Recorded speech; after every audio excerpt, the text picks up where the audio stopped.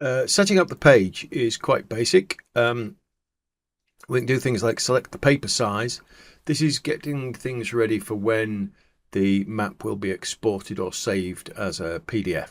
So paper size at the moment is A4. We can see up here PDF portrait A4.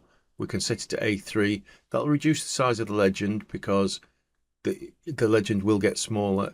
It kind of remains the same size despite what size the paper is. So this is a way of making having more detail appear on the saved PDF. Bit confusing, try it out. Map colors, the page background, which effectively on this map is the sea, we can change that here. No, sea will actually be blue, so we'll keep it at that. Unassigned areas, so if we delete a few of these territories, they would be classed as unassigned areas now, the white areas, so we can change the color of all of those like so. We can black them out if we need to.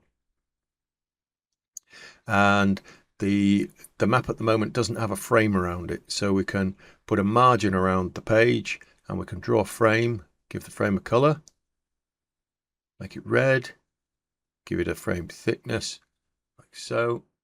Nope, didn't want to do that. There we go. So now the actual PDF page size will be the white area, and the visible area actually shown on as the map will be within the red frame. Show the legend or hide the legend, obviously, and that's about it.